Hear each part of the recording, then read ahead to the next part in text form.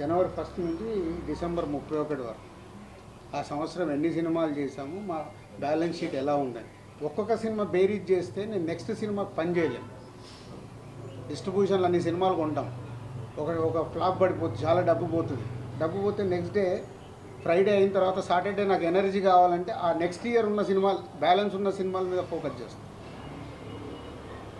కాబట్టి దాంట్లోకి వెళ్ళి ఒక సక్సెస్ వచ్చినప్పుడు బ్యాలెన్స్ షీట్ చెక్ చేయాలి.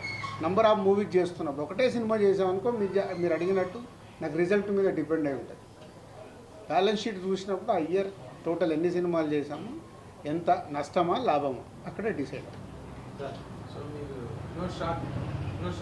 నో షాక్ ఉంటే నేను సాటర్డే మీ ముందుకు రాలేను కదా. రౌడీ జనార్దన, ఎల్లమ్మ రెండు రెడీ అయిపోయి, రెండు ఆల్మోస్ట్ ఏప్రిల్ మేలో టేక్ ఆఫ్. ఇదే కాదు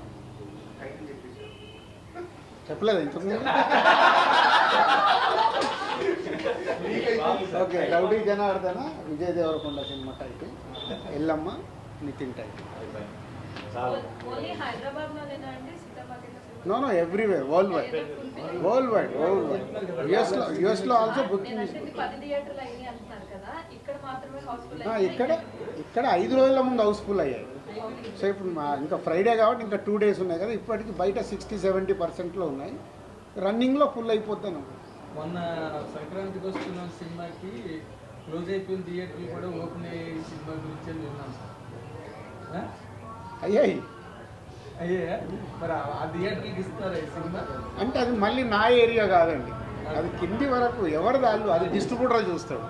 ఎక్కడ వేస్తున్నారంటే మాకు ఇన్ఫర్మేషన్